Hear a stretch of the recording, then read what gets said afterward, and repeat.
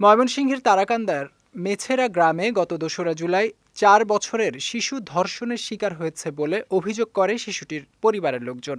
অভিযোগ পেয়ে অভিযুক্ত বিল্লাল হোসেনকে আটক করে পুলিশ।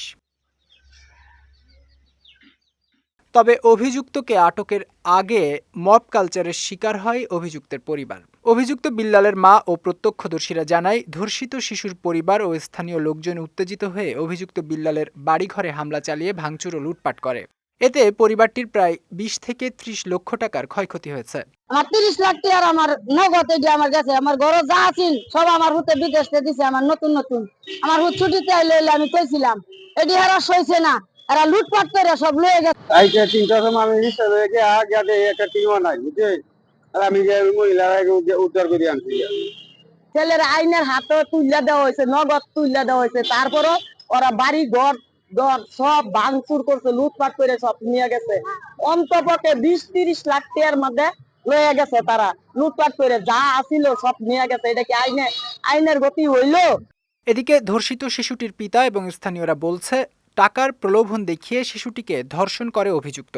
এ ঘটনায় স্থানীয়রা উত্তেজিত হয়ে তাদেরকে উচ্ছেদ করতে বাড়িঘরে ভাঙচুর করে। ঘটনা হওয়ার পরে দেয় আসামি গ্রেফতার হয়েছে গা ১২টা ১২:৩০টার দিকে আর কি আসামি গ্রেফতার হয়েছে। বাড়ি ঘর ভাঙচুর করছে, বিভিন্ন মানুষ, এলাকার মানুষ চাইতেছে যে তারা আর বাড়ি এখানে রাখবে না, যে এত বড় একটা দুর্ঘটনা। দুঃখ দিচ্ছে, আমার কাছে টাকা দিব মনে হয় যে তাদের উঠানে দাঁড়ায় রয়েছে।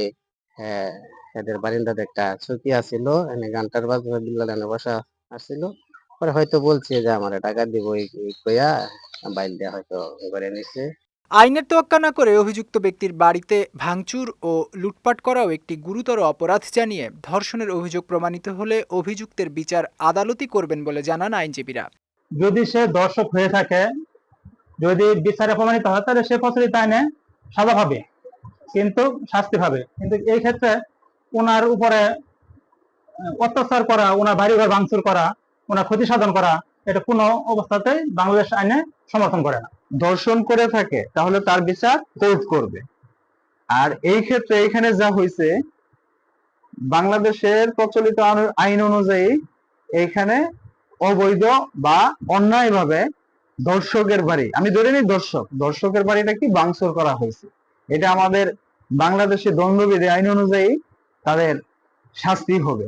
অভিযোগের ভিত্তিতে পুলিশ ঘটনাস্থলে গিয়ে পাশের বাড়িতে অবরুদ্ধ অবস্থায় থাকা অভিযুক্তের মাকে উদ্ধার করে এবং তার ছেলেকে গ্রেফতার করে জানিয়ে পুলিশ বলছে, ঘটনার পরপরই উত্তেজিত জনতা অভিযুক্তের বাড়িঘরে ভাঙচুর চালায়।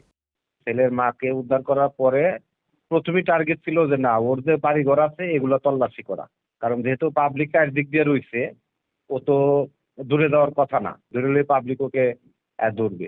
পরে ওর যে আপনার যে শয়নকক্ষ, ওই শয়নকক্ষ ওখানে যাই দেখি কিছু ভাঙচুর হয়েছে, ফ্রিজ টিরিজ ভিতরে বিছনা টিছনা ভাঙচুর হয়েছে। পরে সেলাই ওই চৌকির নিচে গিয়ে লুকাইছিল, যেভাবে পারি লুকায় টুকায় যেভাবে হোক, পরে গাড়িতে উঠে। অপরাধ করা এবং বিচারের পূর্বে অভিযুক্তের বাড়িঘরে ভাঙচুর ও লুটপাট করা দুটিই সমান অপরাধ জানিয়ে প্রতিশোধ নয়, আইনি প্রক্রিয়ার মাধ্যমে উভয় ঘটনার সুষ্ঠু বিচারের দাবি স্থানীয়দের। বিজয় টিভি নিউজ ডেস্ক।